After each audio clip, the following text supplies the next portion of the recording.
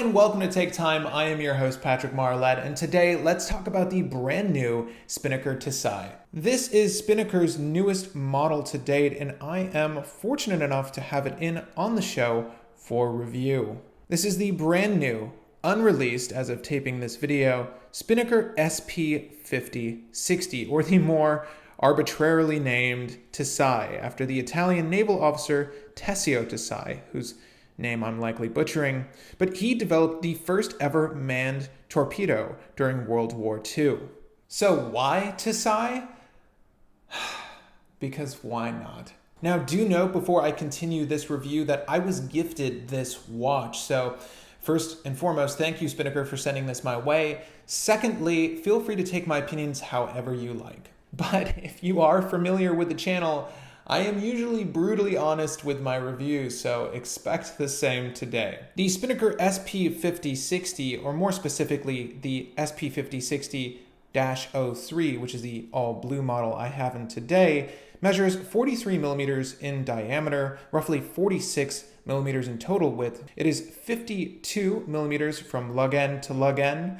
It is roughly 16 millimeters thick all the way to the top of that sapphire crystal, and features 22 millimeter lug widths. The case itself is made out of solid bronze, including the crown over here, with a matching bronze 120 click unidirectional bezel with a loomed ceramic bezel insert. But what really makes this watch special is the Sellita SW200 featured inside, and the fact that this watch is Swiss made.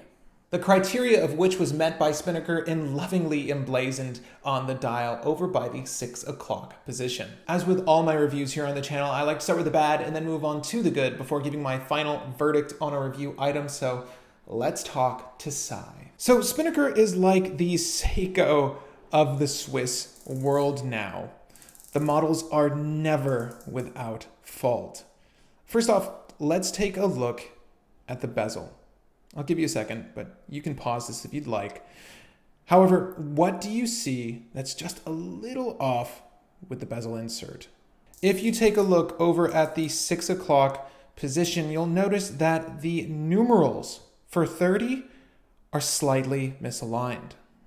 And it's apparent in all of the advertised photos as well of this watch, but if you look at the 30 relative to the 40, 50, 10, 20, you'll notice that the numerals are slightly splayed apart. And it's apparent when you take a straight object and line it up with the top of the 30, you notice it cuts into the 0, where the other ones line up perfectly. That's because the 3 and the 0 are doing this. So unless this is a style I am unaware of, it is a daily distraction from what is an otherwise very attractive looking watch. Now, if you look at the 8 o'clock hour marker just south of it here, you'll notice that there's a little golden fleck on top of one of the wave patterns of the dial, likely from the raised hour and minute tracks paint. Now, these are just simple QC issues, but ones that really shouldn't be evident in a watch at this price, which we'll talk about in just a second. Now, the last QC error I found, at least with my model here, is the seconds hand. The column on which it rests is bent on my model. This is apparent when the second hand passes over the minute or hour hand, and I'll go ahead and provide you guys with an example so you can see exactly what I'm talking about. It doesn't rest directly center, which it should. And that's because the seconds hand, that column, is slightly bent. Let me go ahead and undo the crown here. I'll stop the seconds hand once it reaches the minute hand, because that's where it's most apparent. Or I can just do this, actually. I'll just go ahead and move it for us.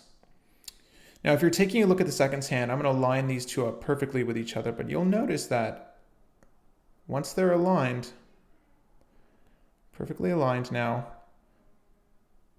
the seconds hand is slightly left of that minute hand. And again, that's because the column that the seconds hand is resting on is slightly bent on my model. Maybe you can make that out here. But when you look at it from a bird's eye view, you'll notice that it is slightly left aligned.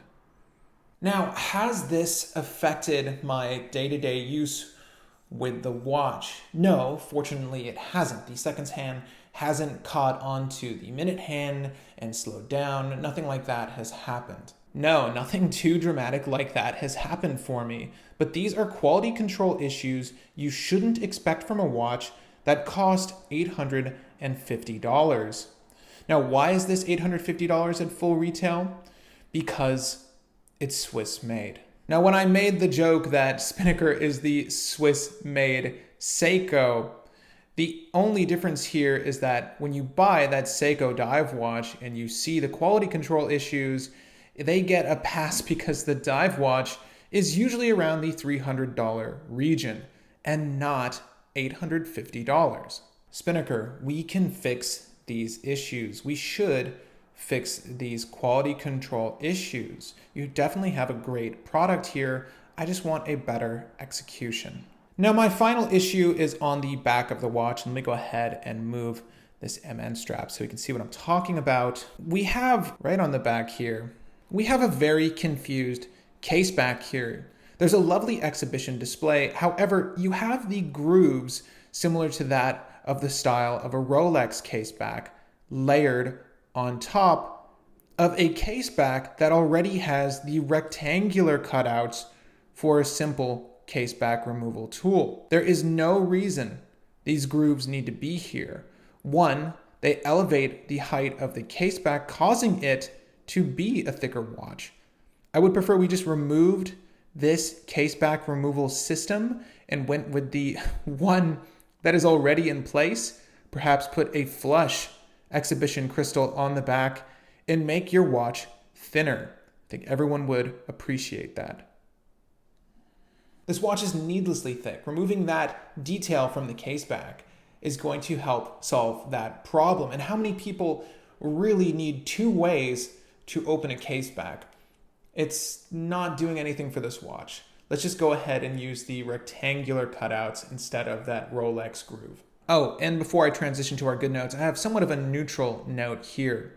The date window over at the 3 o'clock. Now, I haven't had any issues with it, but if you have poor eyesight, it is a little difficult to read. The addition of a magnifier would have been really welcomed here, as we have a very small date window with an even smaller date display inside that window there, and you can see what I'm talking about. It would have been nice if this was magnified to some extent. Again, I haven't had issues, but some of you guys might. Anyways, the bezel action here is fantastic. This is the most premium experience I've had with a Spinnaker, and I've actually had 5 Spinnakers up to this point. This is definitely the nicest feeling amongst their entire dive watch range. It feels fantastic in use and is easy enough to operate with one hand. Also, it lines up perfectly with the dial, so we do have that going for us. The Swiss-made text over at the 6 o'clock does not remove minute markers from the dial. So often I see brands slap the label down there and remove the minute markers. The minute track goes uninterrupted here, and it is greatly appreciated. The wave dial is very attractive in person. Again, very similar to Seiko in this regard. It's like the Patty Samurai with its tall, arcing waves that add to the overall nautical appearance of this piece. The crown is easy to grip and operate. The crown guards haven't inhibited the use of this crown, and the movement itself has performed very admirably. I've seen it gain maybe 4 to 5 seconds within 24-hour periods, so not too shabby. For all those dive watch enthusiasts out there, the lume is super luminova, so you can expect a decent degree of luminance for a long duration of time. I like the look of the raised hour and minute markers. It adds a nice bit of dimensionality to this dial face, and it gives you somewhat of a reason for the increased thickness by way of style. Now, before I give you my final verdict on the Spinnaker SP-5060, I'm going to provide you all with a wrist shot so you can see what this might look like on your wrist. And I've had this watch for going on 2 weeks now, actually, and I've had a real swell time with it. Spinnaker was very excited to get it out to me, and I was even more excited to share it on Instagram. If you follow my Instagram, you might have noticed I plugged the watch even before they happen to, and they never said not to. So I was just very excited to share it, and here it is on my 7¼ inch wrist. This is what it'll look like for all of your admirers on an MN strap, should you own one.